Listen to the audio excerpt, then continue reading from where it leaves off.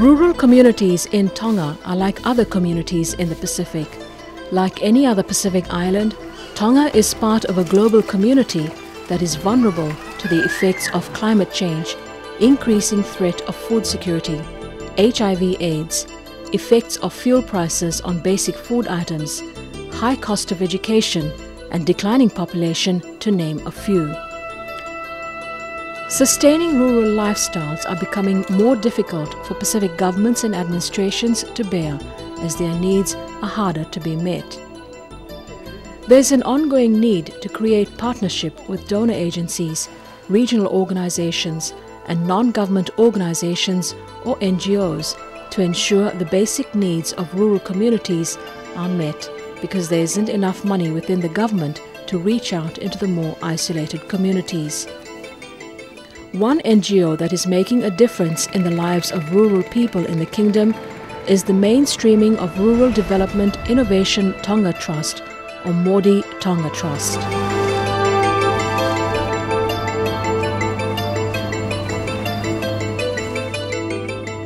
The Vavau Islands is the largest group of islands in the kingdom, with more than 50 raised coral atolls, but only 11 are inhabited.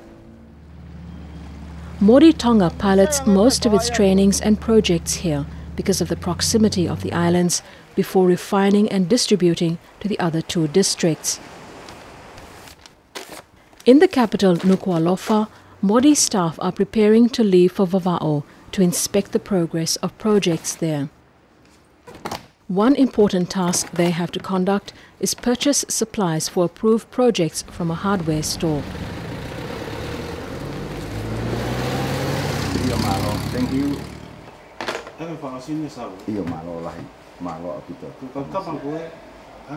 Ike and Acela are making payments and will be inspecting all materials to ensure the right quantity and items are packed and shipped to the respective project sites.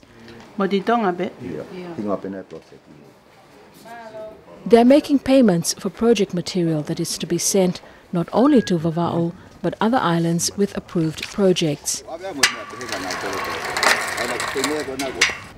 Every item has to be checked for quality and quantity. Satisfied with the supplies, Ike and Acela will have to leave to continue packing to allow them to check in for the Nuku'alofa to Vava'o flight. The last project is about $140,000. Say 0.1 million. Thank you very much. Accompanying Ike and Acela from MORDI Regional Office at the Foundation of the Peoples of the South Pacific International, FSPI, is the Learning Unit Coordinator Vikash Kumar. I guess for us, the more useful thing from the M&E perspective is to see what the issues are, whether we have solved the things that we had identified last year. There were some issues we had identified, so hopefully we have solved some of those.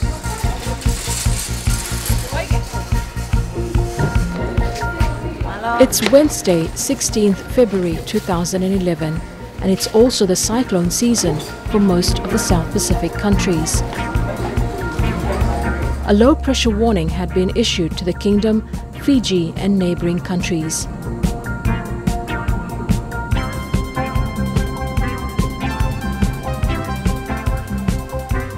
Neafu town is the main administrative and business centre for the Vava'o group.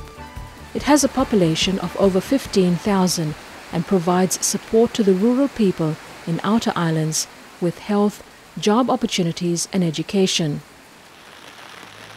Pangai Motu Wharf is about 4 kilometers from Neafu. This is the closest point to the first project site, the village and island of Kapa. One of the projects earmarked here is the extensive repair to the Kapa jetty.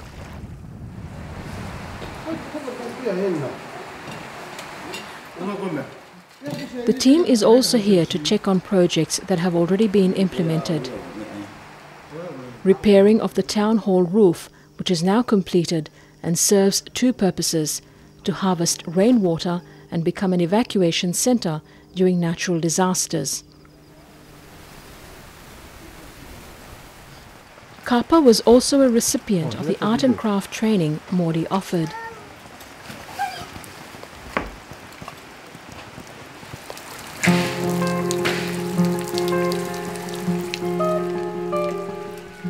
These are not rivers, but temporary streams created only when it rains.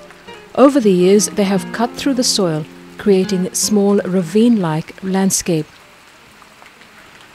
Soil erosion and mud in this community is part and parcel of their way of life.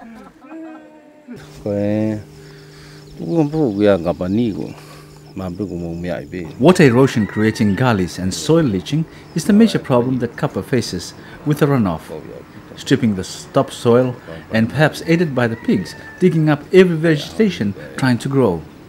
The physical condition of Kapa environment, as you can see, is very rugged, and the problem is soil has been washed away by heavy rain to the sea.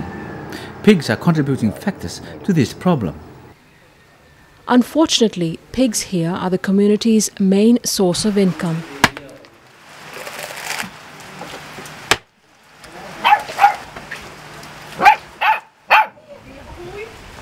Sinithalela Pangai is married to a man from Kapa and knows the benefit of raising pigs to be sold in Nei Afu, the capital and main trading center of Vava'o. Swine and agriculture farming is my main source of income.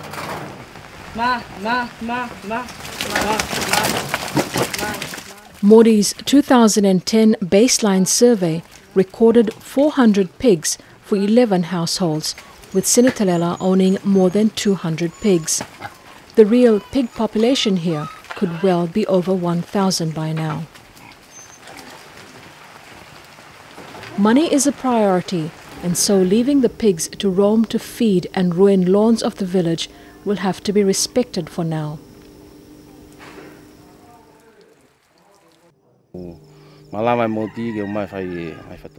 We appreciate the training that MORDI has provided. However, it's a shortfall on our part for not practicing the skills we've learned.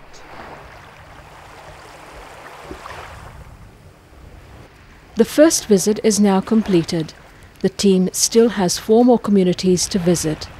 This has to be accomplished within the next 10 days. Otea will be next, followed by Hunga, Lape and Matamaka. They are all part of the Motu district, or outer island communities in the Vava'o group. Since MORDI's presence in 2007, one important form of training that has been high on its agenda is refining the mindsets of the target communities from dependency to self-reliance.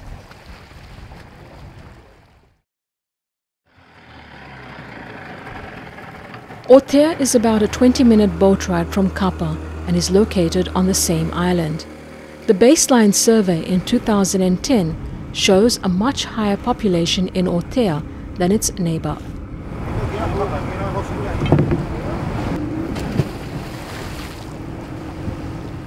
While the village also has issues with pigs, the animals haven't really caused the locals concern.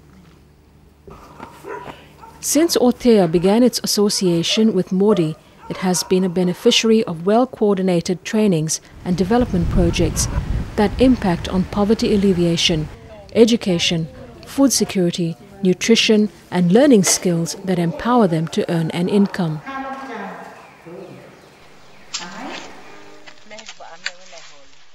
One MORDI project that made a positive impact among the Otea women is capacity building in Hiapo, or mulberry farming.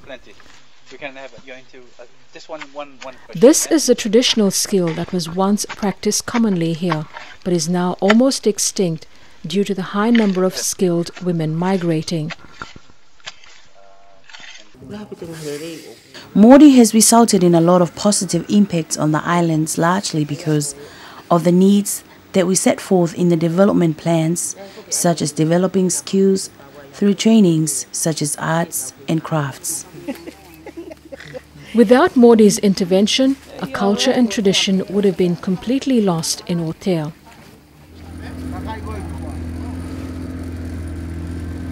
According to the team's itinerary this morning, The next community would be Hunga on Hunga Island, the largest raised coral atoll in the Motu district. As expected, the weather isn't too promising.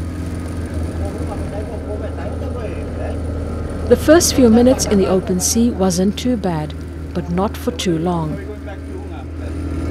I'm not really sure, they're still talking about it, so we'll just visit another community and then we'll probably watch the weather and then decide where we go from there.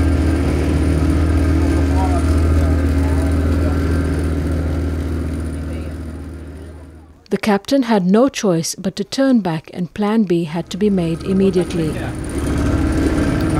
just turned around because the sea is really rough, so we can't go to Hunga. We are turning around to go to Matamaka now.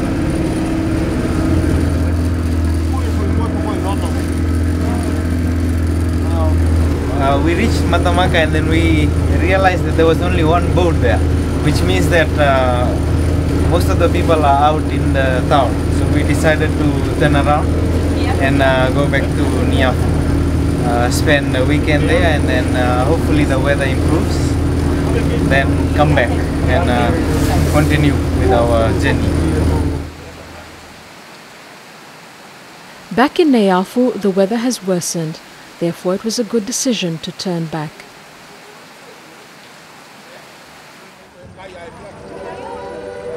It's Sunday morning, and the only hope the team has is a miracle and heavenly intervention.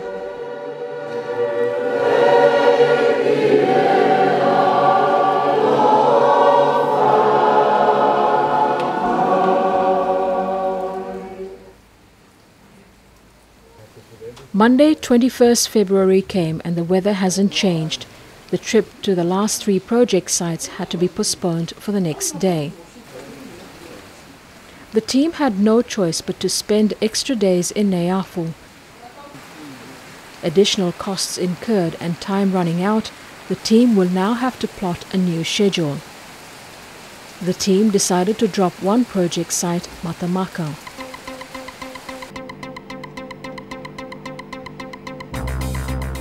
Tuesday, 22nd February, a ray of hope shone for the MORDI team to complete the final leg of their official visit.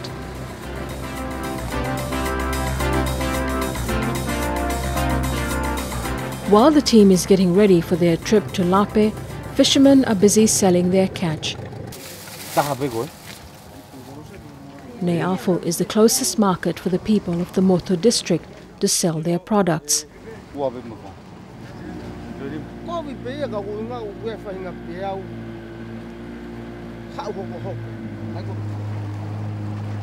The team's first stop over today will be Lape, the smallest community in the Motu district.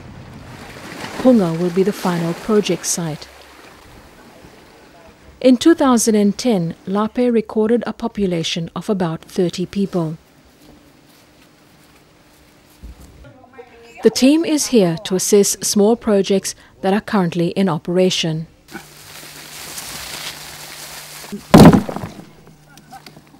The wheelbarrow has been very helpful in carting large quantities of produce to the wharf to be sold in Niafu. Lape is quite the opposite of Kapa in terms of pig management. For the past decade, Lape has been running a major campaign against the free roaming of pigs in the village and the gardens. Confinement of pigs in a large community pen like this is the key to Lape's success story.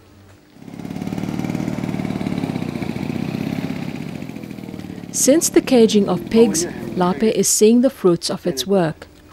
Root crops are now planted within the periphery of the village without the fear of damage by the pigs. The neatness in the community compound has also attracted tourism, bringing in extra income to them. Kapa could learn from Lape and realize that environmental protection, in fact, can be an alternative source of income through promotion of tourism.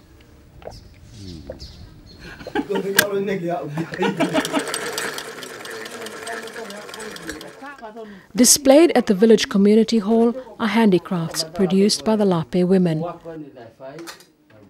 fabric painting and handicraft production was introduced to Lape by MORDI in 2010. This is a similar training that was also offered to other communities in the Motu district. This will be Lape's first production since training. The marketability of their products will be tested when they display their handiworks at the arrival of tourists at Neafu on Thursday, 24th February. Even before the handicrafts left the island, a sale was already taking place. I think it's a good buy. I've always bought something here because I appreciate their effort. They didn't have these skills, now they have after the training. MORDI has done a tremendous job in encouraging people to become more self-reliant through the delivery of trainings, making people realize that they have the potential to earn a substantial sum of money by using primary resources found along the beaches, on land, at sea, and turning that into handicrafts made out of pandanus, mulberry, seashells, and other sources that are easily found and sold for cash. MORDI helps develop the mindset by innovatively converting natural resources into potential handicrafts. Another area that MORDI assisted Lape with was the provision of educational equipment to the local government primary school. Taniela is the head of the school and the only one looking after the administration and teaching of this combined class. Before MORDI can commit itself to any development projects in the community, a special arrangement is made with recipients before implementation. MORDI felt that in order for a community to fully appreciate the assistance they get, a small contribution of 25% to the total cost of the project will be required.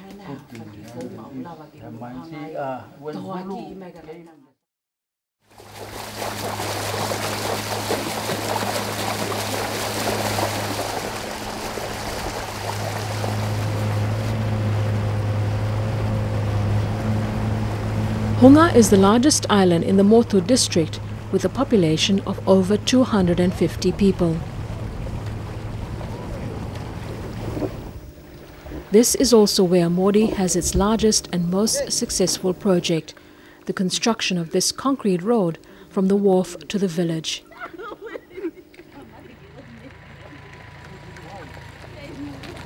Before the construction in 2008, the access to the village was this dirt track.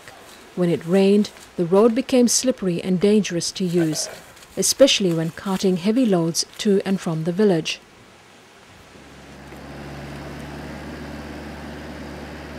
Today, the new road is the pride and joy of the people. Transportation to and from the wharf has become far easier for the people of Hunga. The structure is becoming a popular recreational site for afternoon gossips and those who love to exercise. Thanks to the kind funding collaboration between the Indian High Commission, MORDI Tonga Trust and the community, a long-standing dream has been realized.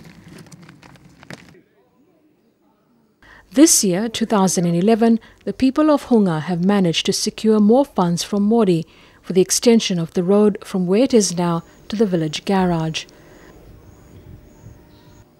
A distance of about 100 meters is left to be paved. Once again, the 25% contribution from the community was required, and Hunga has already paid in full.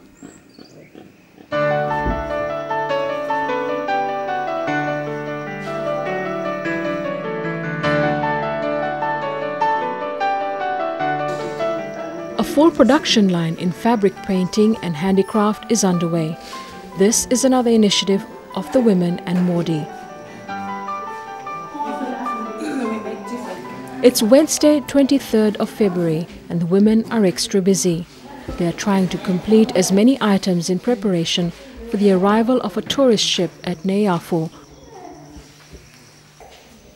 One member of the women's group is 25-year-old Pelonia Tautai, also known as Pelo. Pelo didn't really want to join the women's group at first, as they were much older than her. However, after attending MORDI's fabric printing workshop last year, she realized the importance of the skills she learned to earn an income and be able to support her auntie and mother. What I'll do is motivate the young girls to join the group. I'll invite them to the village hall to see what the group is doing and hope that will get them interested. This will be Pelo's first experience in selling her handiwork to tourists in Neyafu.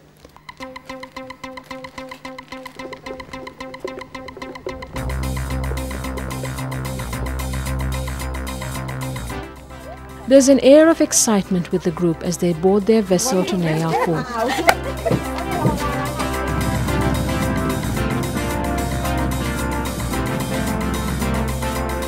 The boat looks overloaded and without life jackets, but this is the nature of traveling here in Motu district and in most parts of the Pacific. Everyone is oblivious to the looming dangers, the possibility of the boat capsizing.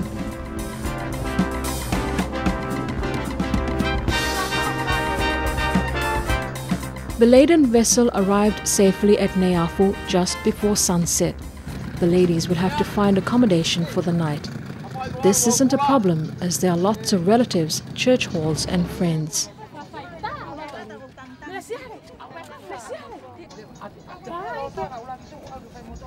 I guess it was quite strange and funny. So many of us came in just a little boat, which was with no safety equipment and just I guess depending on the mercy of the sea and just the hope that the boat will bring us all the way here. But this is the reality that people face.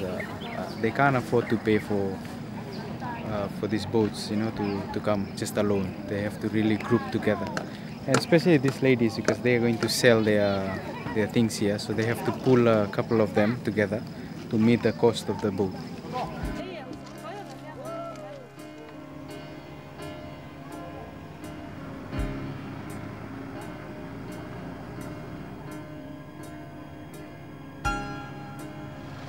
It's only 6 a.m. on Thursday, 24th February. Ike had to be here early to facilitate the setting up of display tables. Stall setting up is slow. There are no signs yet of women from Lape, Hunga and other Motu communities where MORDI had conducted their handicraft trainings.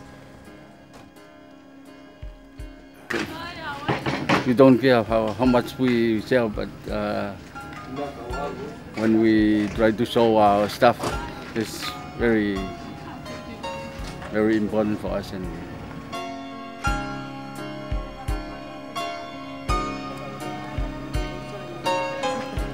by about 7 o'clock, the vendors have begun arriving, transforming Neyafu Wharf into a busy mini handicraft center.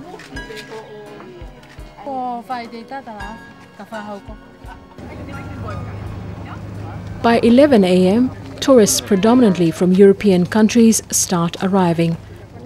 They only have 6 hours on land before they move to their next destination. Tourists came and passed the stalls, and there's still no sign of Pelo. Coming late would mean not getting the best spot for her items. Sales at the stalls are slow. Knowing the sales situation wasn't promising, Arcella began exercising her marketing skills, an area which most of the group lacks. Within a short time, Arcella struck a deal with the client. She gave a discount on the item that was previously $10 each. Without the knowledge of the owner, she had slashed the price in half, and as a result, the client asked for an extra one and offered $11 for 2. This now translates into 20 pa'anga. Pelo finally arrives at the scene, but most tourists have visited, purchased their items and left. Her handicrafts are now placed at the back tables. The chances of her making a sale today is very slim. By 4 p.m, tourist numbers have thinned. The ladies seem content with their efforts today. While some are celebrating, Pello isn't really happy. Oh, the sale was good, but the sale was good today, but not good enough. With the women successfully completing their sales earlier in the day, the onus is now on the men to do their part. MORDI Team is also there to witness the enthusiasm of the men working together in a project that is demand-driven, has strong community participation and ownership, innovating rural development.